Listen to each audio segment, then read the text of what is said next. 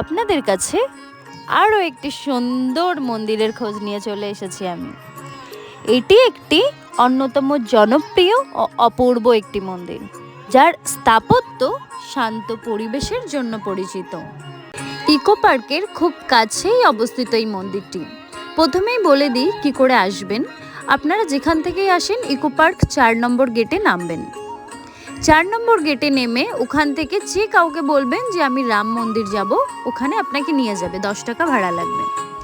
ওখানে যে কোনো কাউকে বলবেন, ওনারা আপনাকে দেখিয়ে দেবে। ইকো পার্ক 4 নম্বর গেটে নেমে ওখানে সামনেই টোটো দাঁড়িয়ে থাকে।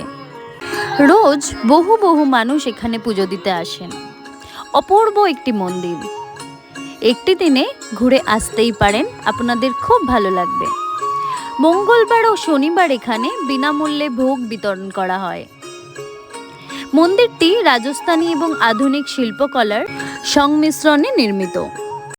মন্দিরটি পরিচ্ছন্ন এবং পরিবেশ খুবই শান্ত। আপনাদের খুব ভালো লাগবে। মন্দিরটি একটি বিশাল 151 ফুটের হনুমান মূর্তি রয়েছে, যে দূর থেকে দৃষ্টি আকর্ষণ করে। এছাড়া এখানে শিবজি, রানী সতী, মা দুর্গা, বালাজি ও খ্যাতশ্যামের মন্দিরও আছে। মন্দিরটি প্রতিদিন সকাল 6টা থেকে দুপুর 12টা এবং বিকেল 3টে থেকে রাত 9টা পর্যন্ত খোলা থাকে। প্রতিদিন পুজো আরতি হয় এবং বিভিন্ন হিন্দু উৎসব, বিশেষ করে রামনবমীর সময় এখানে বিশেষ আয়োজন করা হয়।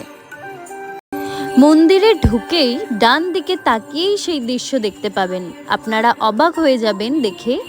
রামায়ণের সেই দৃশ্য, যেখানে রাবণ মা সীতাকে হরণ করে নিয়ে যাচ্ছেন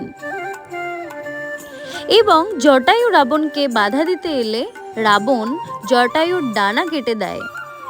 সত্যি এই হনুমানজির মূর্তিটি দেখে মনে হয় স্বয়ং বজরংবলী যেন এখানে বিরাজমান, কারণ এই মূর্তিটি তার প্রমাণ।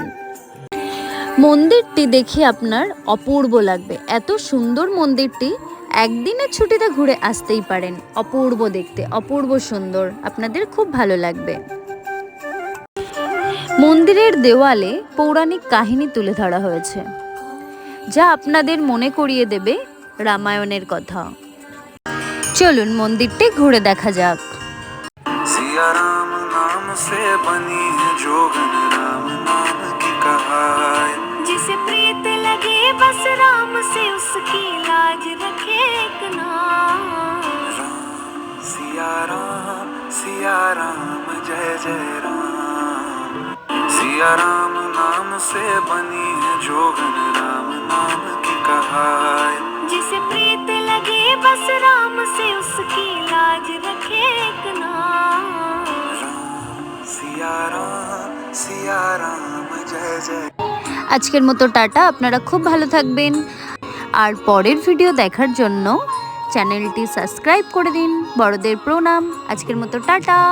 আর এখানে সবসময় নামগান হতে থাকে, তো আপনারা সকালে এসে এখানে ভগবানের নামগান শুনতে পারবেন। সকাল থেকেই হতে থাকে এটা।